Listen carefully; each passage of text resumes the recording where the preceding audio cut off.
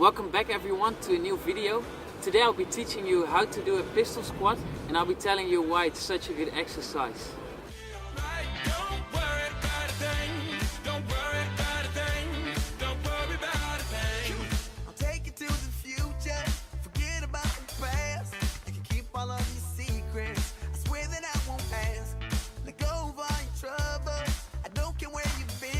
I recommend doing pistol squats on bare feet or just wearing socks.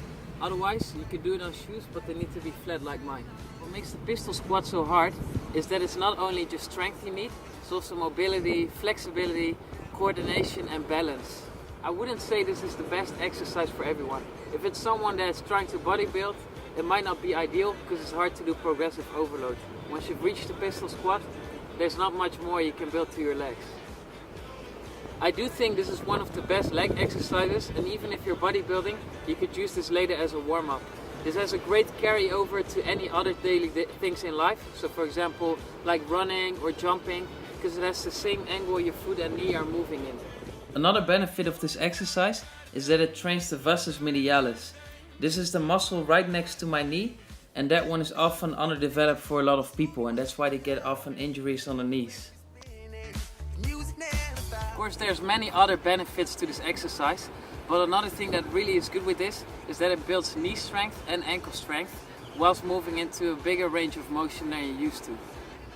A lot of people will have the excuse that they don't have the flexibility or the mobility to do this exercise, but this is something you have to consistently work on by stretching and by practicing the deep squat. Yes, it might take some time to get this, and maybe there are a few exceptions of people who wouldn't be able to do this.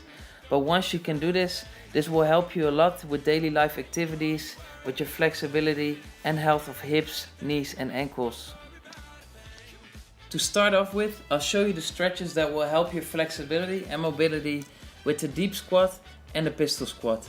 The first one is a really good stretch for the Achilles, which is often tight for people. You want to keep your foot completely flat on the floor and then lean with your knee as far over your foot as you can. You can use your chest, leaning onto it, to put more pressure on it. The next one is to stretch the shins and the front of the ankles. You want to keep your heels together and then sit in a kneeling position for a while. The stretches I'm showing you right now, I recommend doing before you work out for about 10 to 20 seconds and then after you work out for 45 seconds up to a minute. The next stretch is to open up the hip flexors. When people are sitting down, they get these really tight, so most people have actually tight hip flexors. But also when you're in a deep squat position, you're also closing the hip flexors. So this is a great stretch to open them up. Beside that, it also stretches out the bum muscles or the glutes. The easier this exercise gets, the more up straight you want to sit and the lower you want to bring down your knee whilst moving your foot more forward. The last stretch is a deep squat position.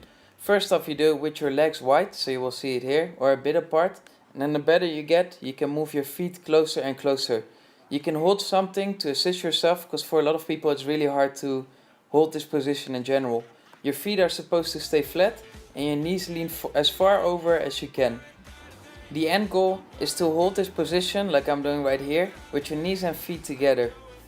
I would try to do this exercise multiple times a day, because it's really good for your knees, ankles and hips. This is also how humans used to sit, and in a lot of countries they still sit like this. If it's easy for you to do a deep squat whilst holding something and your knees and feet are together, then you could do the in-between step as you see here in the video. So you hold two weights, keep it in front and then you try to do it like this. To increase difficulty, pull the weights closer to you. Here's a summary of the warm-up and cooling down before your pistol squat workout. I would recommend doing other exercises next to the pistol squat, but I'll get into that in another video. It doesn't really matter how long you hold each stretch, but this is roughly what I recommend. This is the first exercise I recommend doing to practice your pistol squat. You can start off with just your feet and legs apart a bit, and then once you get better, you can keep your feet and knees together.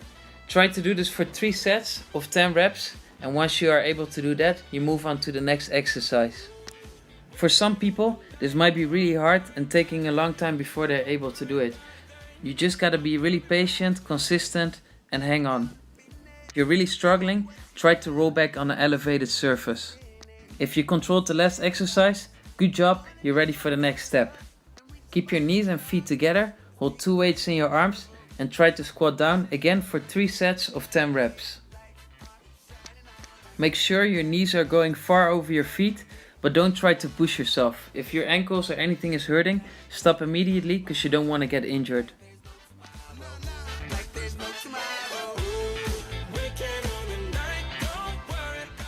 For stage 3, you do a reverse pistol squat, you roll back and you stand up with 2 feet next to each other. Again, you perform this for 3 sets of 10 reps. Along with this exercise, you're practicing the pistol squat kickouts. So you're holding a deep squat, you can hold weights for your balance, and then you kick out each leg and hold it for 5 seconds.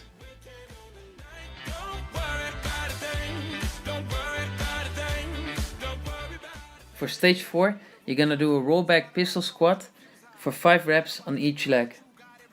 Once this gets easy, try to slow down the movement. In stage 5, you're gonna do a reverse pistol squat and do that for each leg again 5 reps. You do this for 3 sets and try to do this controlled and slow as possible.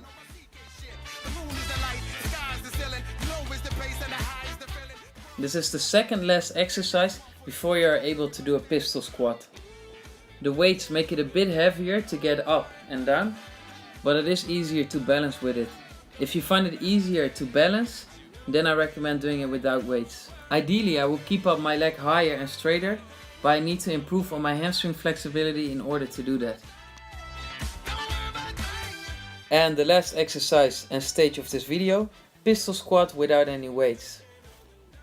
Once you're able to do 3 sets of 10 repetitions, your legs should be pretty strong, including your hips, knees and ankles. You could use these after this in warm-ups, or you could increase the weight, so holding a dumbbell in your hand and getting it heavier and heavier. Thank you very much for watching. Hit the thumbs up and make sure you subscribe.